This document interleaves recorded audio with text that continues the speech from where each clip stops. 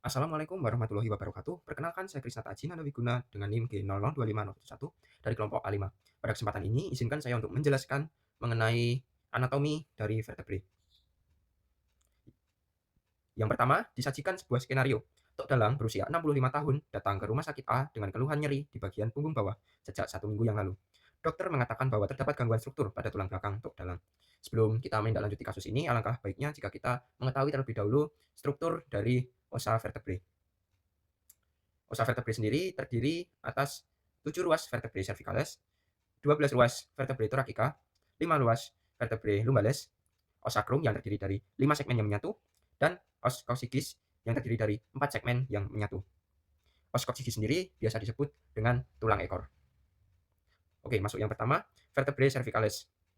Vertebrae cervicalis yang pertama sendiri sering disebut dengan os atlas. Os atlas ini mempunyai beberapa bangunan penting. Di antaranya fascias articularis superior yang nantinya akan bersendi dengan condylus occipitalis dari os occipitale. Lalu bagaimana membedakan antara superior dan inferior? Bagian superior itu agak cekung. Lalu bangunan penting yang lain adalah adanya penonjolan ke samping yang disebut dengan processus transversus. Di dekat processus transversus sendiri terdapat lubang yang dinamai dengan foramen transversarium. Foramen ini akan dilalui oleh arteri dan vena vertebralis. Lalu pada bagian tengah terdapat sebuah lubang besar yang dinamai dengan foramen vertebrale. Pada bagian depan dan bagian belakang terdapat sebuah lengkung atau sebuah sudut yang dinamai, yang depan itu arcus anterior atlantis dan yang belakang arcus posterior atlantis. Lalu di arcus ini terdapat sebuah penonjolan kecil. Yang depan dinamai tuberculum anterius, yang belakang dinamai tuberculum posterius.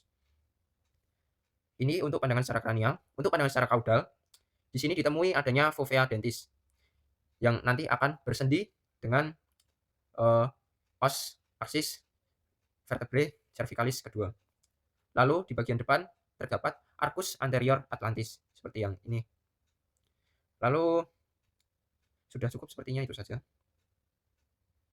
Lalu vertebrae cervicalis yang kedua sering disebut dengan os aksis. Struktur khas yang ada di os aksis ini yakni adanya dens aksis. Puncaknya dinamai dengan apex dentis dan terdapat semacam plak di sini dinamai fascias articularis anterior yang akan bersendi dengan fovea dentis pada os atlas. Lalu struktur atau bangunan penting yang lain ada processus articularis superior yang akan membentuk sendi dengan fascias articularis inferior dari os atlas. Lalu ada ini processus articularis inferior. Lalu di vertebrae cervicalis yang kedua ini juga sudah terdapat corpus vertebrae dan juga processus spinosus. Processus spinosusnya sendiri untuk vertebrae cervicalis biasanya membelah jadi dua, bifidal. Lalu di sini juga terdapat seperti os atlas tadi, terdapat foramen transversarium dan terdapat processus transversus. Untuk vertebrae cervicalis ketiga sampai vertebrae cervicalis ketujuh merupakan vertebrae yang tipikal atau sama. Kecuali nanti ada sedikit perbedaan di vertebrae cervicalis 7 yang mana memiliki di vertebrae cervicalis 7 ini memiliki processus spinosus yang menonjol besar dan mengarah ke kaudal, ke kaudal dan dapat diraba pada leher kita yang paling menonjol ini. Lalu untuk bangunan penting yang ada di vertebrae cervicalis yakni ada uncus corporis ini. Uncus corporis merupakan sedikit penonjolan dari corpus vertebrae. Di vertebrae yang ketiga sampai ketujuh ini juga terdapat sulcus nervi spinalis yang nanti akan membentuk sebuah kanal. Lalu di sini juga terdapat sebuah tuberculum anterius dan tuberculum posterius. Lalu di sini juga terdapat seperti yang sebelumnya os atlas dan os aksis, terdapat foramen vertebrale, foramen transversarium, dan fascias articularis. Ada yang superior dan ada yang inferior. Lalu kita lanjut saja ke vertebrae thoracica. Vertebrae thoracica yang merupakan vertebrae tipikal atau sama ada di vertebrae thoracica 1 sampai vertebrae thoracica 11. Untuk vertebrae thoracica sendiri struktur umumnya ada corpus vertebrae atau badan. Lalu ada foramen vertebrale. Lalu di sini ada processus transversus, tetapi tidak ada foramen transversarium. Yang ada adalah fovea costalis processus transversi yang akan bersendi dengan tulang iga. Lalu juga ada fovea costalis superior dan fovea costalis inferior yang akan bersendi dengan capitis costae. Lalu di sini ada processus spinosus yang mengarah ke caudal. Lalu ada lamina arcus vertebrae. Untuk vertebrae thoracica yang ke-12 sendiri, ini memiliki perbedaan sedikit dengan vertebrae thoracica yang lain. Apa dia? Yakni di sini, fovea costalisnya hanya satu, di bagian inferior. Lalu processus spinosusnya dia mengarah ke lateral, bukan ke caudal. Lalu di sini sudah terdapat processus mammillaris dan processus accessorius. Lalu kita masuk ke vertebrae lumbalis. Vertebrae lumbalis sendiri dari vertebrae lumbalis 1 sampai vertebrae lumbalis 5 merupakan vertebrae tipikal atau sama. Struktur umumnya sendiri adalah ada corpus vertebrae. Lalu ada foramen vertebrale. Lalu ada processus mammillaris. Ada processus accessorius. Ada processus spinosus yang mengarah ke lateral. Lalu ada incisura atau cekungan, sebuah cekungan. Yang atas dinamai incisura vertebralis superior dan yang bawah dinamai incisura vertebralis inferior. Lalu sama seperti vertebrae yang lain, terdapat fascias articularis inferior di processus articularis inferior dan ada fascias articularis superior di processus articularis superior. Lalu di sini yang unik ada processus costalis.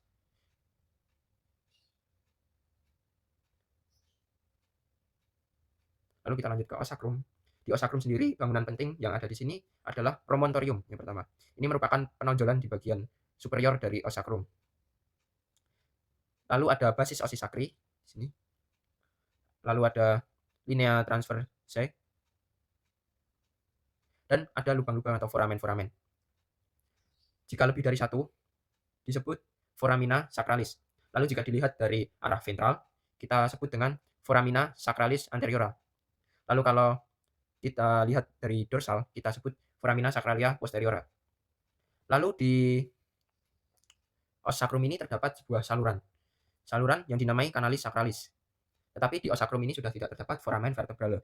Lalu di sini ada pintu masuk dan keluar dari isi canalis sacralis ini disebut hiatus sacralis.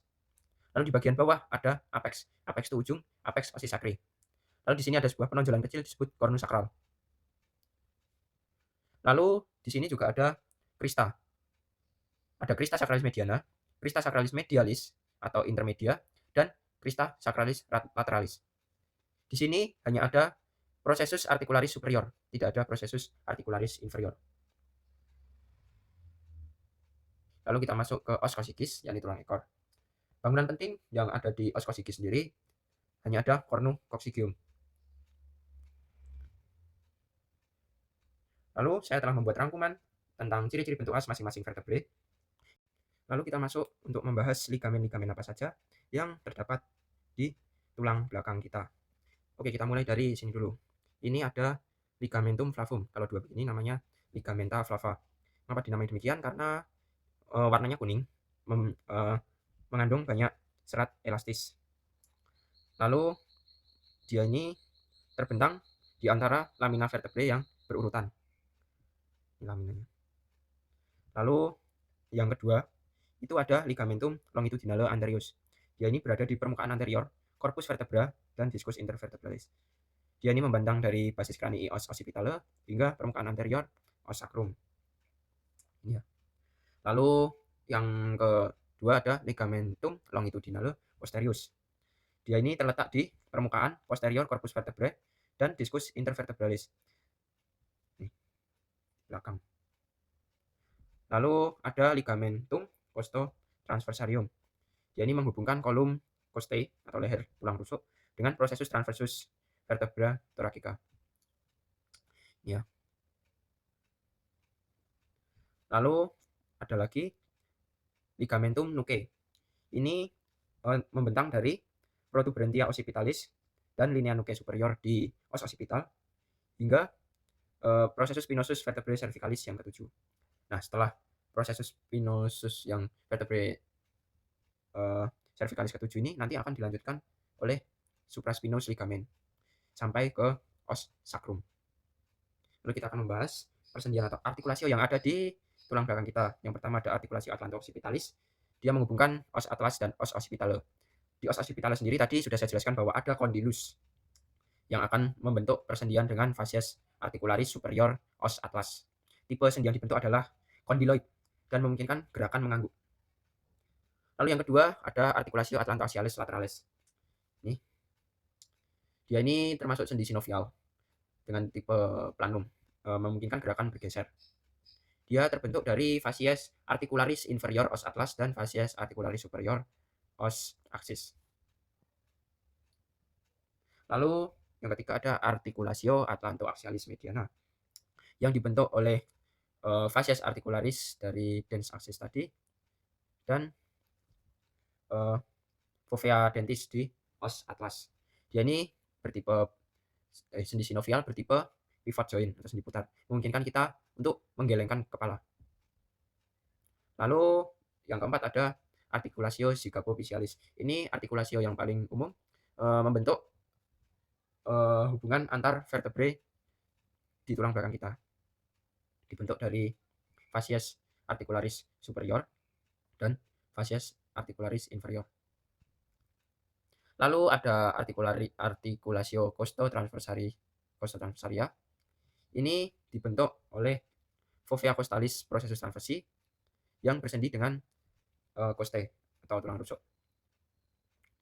Lalu ada articulatio capitis costae yang terbentuk dari fovea costalis superior et inferior dengan capitis costae atau kepala tulang rusuk. Lalu di antara tulang rusuk kita ada semacam bantalan yang disebut discus intervertebralis. Nah, discus intervertebralis sendiri itu terdiri dari dua lapisan. Yang luar namanya annulus fibrosus, yang dalam namanya nucleus pulposus. Dia ini berfungsi untuk meredam tekanan atau getaran. Dia terdapat di antar vertebrae kita kecuali di os atlas dengan os occipitale. Di sini saya izin menjelaskan sedikit mengenai plexus brachialis. Dimulai dengan membaca skenario. Skenario disebutkan bahwa seorang anak yang bernama Dudung berusia 9 tahun datang ke IGD setelah jatuh dari pohon mangga. Dia terjatuh dengan posisi miring ke kiri. Saat ini Dudung mengalami kelemahan gerak dan kehilangan sensasi di sepanjang lengan kirinya. Dokter mencurigai adanya cedera pada plexus brachialis kirinya. Sebelum menuju ke kasus Dudung, alangkah baiknya jika kita memahami struktur anatomis dari plexus brachialis itu sendiri. Nah, kita semua tahu bahwa di medula spinalis ini tempat syaraf-syaraf atau nervus. Nervus ini akan keluar membentuk suatu untaian yang disebut roots. Nah, di plexus brachialis sendiri itu terdapat 5 roots, yakni roots C5, roots C6, roots C7, roots C8, dan roots T1. Nah, lalu dari 5 roots ini nanti akan membentuk suatu pertemuan. Dari roots C5 dan C6 dulu nanti akan membentuk pertemuan yang disebut truncus, yakni truncus superior. Lalu C7 tidak membentuk pertemuan dengan roots manapun dan berlanjut menjadi truncus middle atau media. Lalu yang terakhir C8, roots C8 dan roots T1 akan membentuk pertemuan di truncus inferior. Lalu masing-masing truncus ini akan membentuk cabang yang bernama divisi. Dari truncus superior sendiri akan keluar atau akan bercabang menjadi divisi anterior dan divisi posterior. Lalu yang middle juga sama, akan membentuk divisi anterior dan divisi posterior. Lalu yang inferior juga sama, akan membentuk divisi posterior dan membentuk divisi anterior. Ketiga divisi posterior dari masing-masing truncus tadi akan bertemu kembali di yang namanya cords, yakni di cords posterior, korda posterior. Lalu divisi anterior dari truncus superior dan truncus middle akan membentuk cords lateral, dan divisi anterior dari truncus inferior akan membentuk cords medial. Lalu dari cords ini juga akan membentuk cabang lagi yang disebut dengan terminal branch atau cabang terminal gitu ya. Nah, ada singkatan untuk menghafal ini. Ini namanya marmu, M, terus ini A, ini R, ini M, ini U. Nah, marmu itu apa? Yang pertama, kors lateral akan membentuk percabangan untuk nervus musculocutaneus di atas ini. Lalu kors lateral juga membentuk percabangan yang akan bersatu dengan percabangan dari kors medial, membentuk nervus medianus. Lalu kors posterior sendiri membentuk dua cabang. Untuk dua cabang, yang pertama adalah nervus axillaris dan nervus radialis. Lalu yang terakhir, nervus tadi kors medial akan membentuk cabang menjadi nervus ulnaris. Jadi kalau diurutkan dari atas, musculocutaneus, lalu axillaris, lalu radialis ya, lalu medianus dan ulnaris, marmo. Sini saya akan menjelaskan sedikit tentang regio femoralis. Disajikan sebuah skenario, Minho 33 tahun merupakan seorang atlet lari cepat atau sprinter. Suatu hari, ketika sedang berlatih, Minho tiba-tiba mengalami nyeri hebat di tungkai kanan atasnya. Sebelum menindaklanjuti kasus, alangkah baiknya jika kita memahami terlebih dahulu struktur anatomis di bagian yang mengalami gangguan, yakni di regio femoralis. Oke, penyusun regio femoralis tersendiri hanya ada satu tulang, yakni os femur. Os femur ini termasuk dalam os longum yang dapat dibagi menjadi 3 bagian, yakni ada epifisis proximal, diafisis, dan epifisis distal. Kita akan bahas strukturnya urut dari epifisis proximal. Di epifisis proximal sendiri ada caput femoris yang nantinya akan bersendi dengan acetabulum. Lalu di caput femoris ini terdapat sebuah struktur kecil bernama fovea capitis femoris, dan ada sebuah daerah penyempitan setelah caput femoris ini yang disebut dengan column femoris. Bagian ini sering mengalami fraktur. Lalu terdapat struktur ada trochanter maius dan trochanter minus. Di bagian anterior yang ditandai dengan permukaan yang lebih halus, kedua trochanter ini akan dihubungkan oleh linea intertrochanterica. Lalu di bagian posterius, kedua trochanter ini akan dihubungkan oleh crista intertrochanterica. Lalu juga ada fossa intertrochanterica. Di bagian proximalis juga terdapat linea pectinea ini dan tuberositas glutea yang menjadi tempat pelekatan otot. Lalu pada bagian diafisis terdapat linea aspera yang terdiri dari dua struktur, yakni labium laterale dan labium mediale. Di epifisis distal nanti, labium laterale akan menjadi linea supracondylaris lateralis, dan yang di labium mediale akan menjadi linea supracondylaris medialis. Nah, mengapa disebut supracondylaris? Karena di sini terdapat struktur yang bernama condylus. Ada condylus medial yang berada lebih ke tengah dan condylus lateral. Di bagian atas condylus terdapat daerah yang bernama epicondylus. Lalu kedua condylus ini dipisahkan oleh sebuah cekungan yang bernama fossa intercondylaris dan dihubungkan oleh sebuah garis yang namanya linea intercondylaris. Lalu di bagian condylus medialis sendiri terdapat sebuah struktur. Di bagian epicondylus medialis tepatnya ada tuberculum adductorium yang nanti akan menjadi tempat pelekatan otot juga. Lalu lanjut kita membahas artikulasi yang ada di regio femoralis. Yang pertama ada articulatio coxae. Di sini merupakan artikulasio dengan tipe sinovial, lebih dengan ruang gerak tuh dia artikulasio globoidea atau ball and socket joint. Di sini akan diperkuat oleh 4 ligamen. Yang pertama ada ligamentum capitis femoris yang akan melekat pada fovea capitis femoris. Lalu yang kedua ada ligamentum iliofemoral. Lalu ada ligamentum pubofemorale. Dan ada ligamentum ischiofemorale. Lalu artikulasi yang kedua adalah artikulasi genus. Di sini tipenya adalah sendi sinovial dengan ruang gerak dinglimus atau hinge yang termodifikasi. Dia bisa melakukan fleksi, ekstensi, juga bisa melakukan rotasi internal maupun eksternal. Artikulasio ini sendiri terdiri dari dua artikulasio. Yang pertama artikulasio femoropatellaris yang menghubungkan os femur dengan os patella, dan artikulasio femorotibialis yang menghubungkan os femur dengan os tibia. Lalu kita akan membahas muskuli yang ada di regio femoral ini. Kita membahas dari regiofemoralis anterior dulu. Yang pertama ada musculus psoas major. Musculus ini berorigo di processus costalis vertebra lumbalis 1 sampai 5 dan di corpus vertebra thoracica ke-12 sampai vertebra lumbalis ke-4. Lalu ada musculus iliacus yang berorigo di fossa iliaca dan spina iliaca anterior inferior. Ada satu lagi sebenarnya musculus psoas minor, itu mereka bertiga akan memiliki insersio yang sama di trochanter minus os femur.